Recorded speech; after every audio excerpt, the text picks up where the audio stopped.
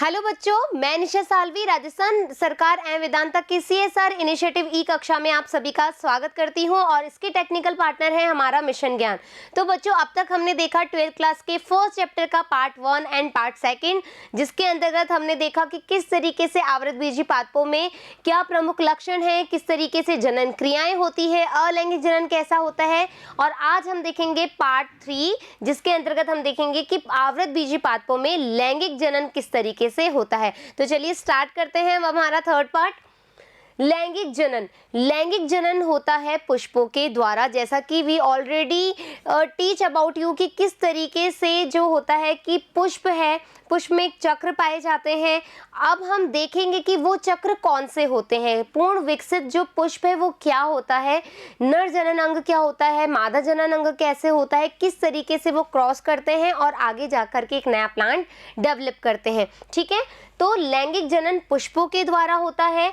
पुष्प एक सीमित वृद्धि वाले रूपांतरित प्ररोह है। क्या है? पुष्प एक सीमित वृद्धि वाले, यानी कि इनकी जो ग्रोथ है वो एक लिमिटेड ग्रोथ होती है। क्यों? क्योंकि आपने देखा है कि पुष्प के सारे भाग हो गए, 4 चक्र बन गए, दैट मीन्स वो पुष्प क्या है? कंप्लीट है। ठीक है, और पुष्प क्या है? एक रूपांतरित प्ररोह है, यानी कि ये क्या बोल रहे हैं? मॉडिफाइड शूट बोल रहे हैं, क्योंकि तने से ही तो बनता है पुष्प, तने के भाग से ही तो निकलता है, इसलिए हम क्या बोल रहे हैं? मॉडिफाइड शूट, यानी कि रूपांतरित प्ररोह। ठीक है, पुष्प क्या है? तो पुष्प एक वृंत पर लगा होता है, जिसको हम क्या कह रहे हैं? पुष्पासन कह रहे हैं।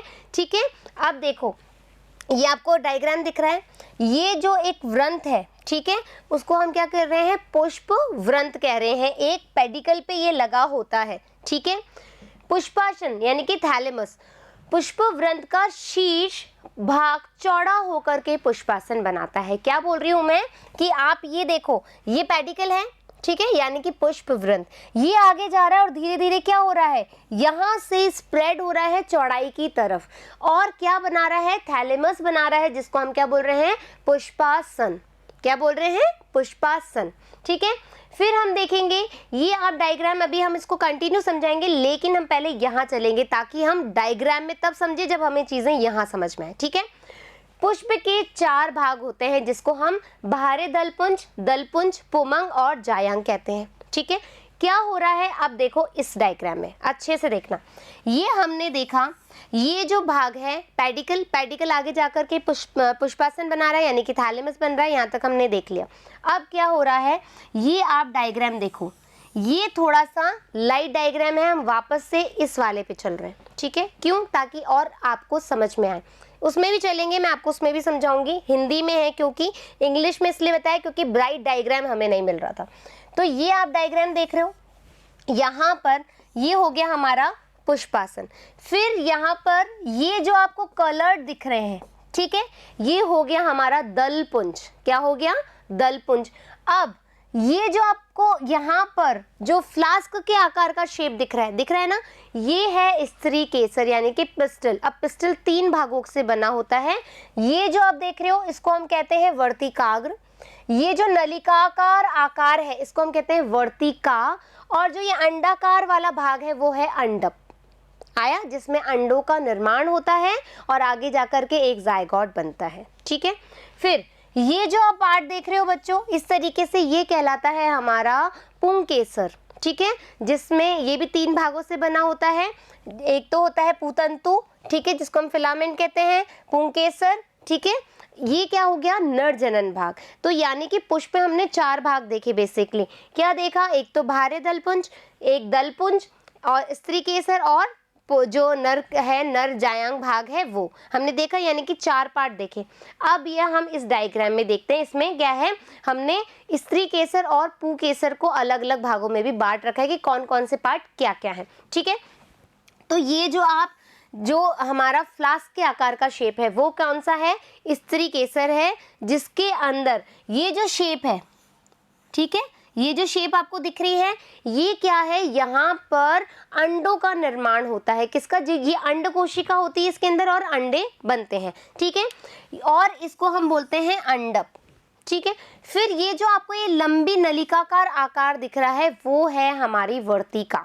ठीक है, और ये जो है आगे का जो ओवल शेप होता है, ये है हमारा वर्तिकाग्र।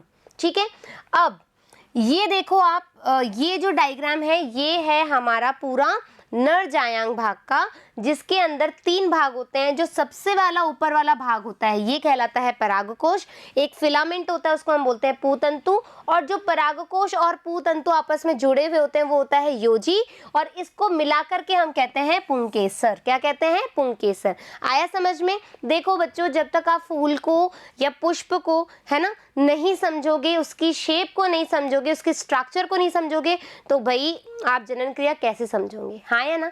तो जनन क्रिया समझने से पहले क्या जरूरी है कि उस पुष्प को हम समझे कि आखिरकार स्त्री केसर क्या है, हमारा पुंकेसर क्या है, भारे दलपुंज हम किसको कह रहे हैं, दलपुंज किसको कह रहे हैं। तो जो भारे दलपुंज और जो दलपुंज है बच्चों, ये तो हो गए सहायक चक्र, और जो जायांग है ना, स्त्री केसर है ना, पुंकेसर है, ये क्या कर रहे हैं, ये ये जनन अंग को बना रहे हैं, जो कि आवश्यक चक्र होते हैं। चारों चक्र मौजूद हैं, दैट मीन्स ये पूर्ण विकसित पुष्प कहलाता है। आया समझ में? फिर हम देख रहे हैं, ये हमने अभी समझ ही लिया। अनुपस्थित हो तो अपूर्ण पुष्प।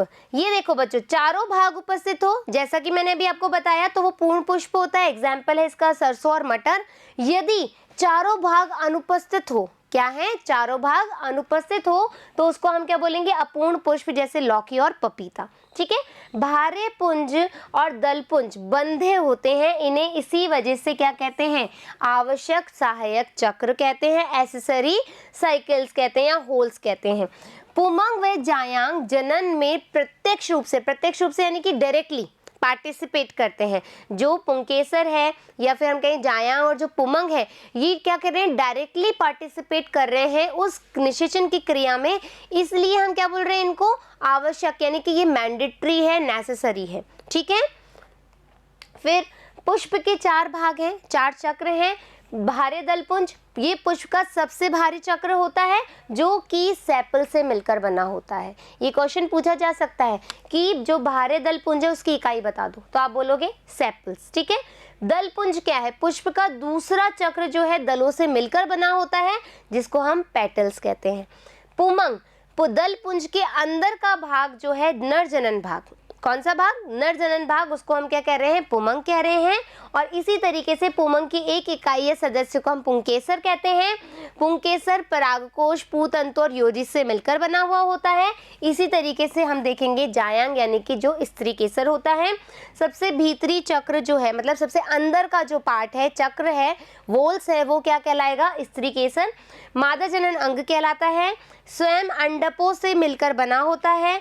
ठीक है। एक अंडप अंडाशय वर्तिकाग्र से मिलकर बनता है, और जायांग को स्त्री केसर यानी पिस्टल भी हम कहते हैं।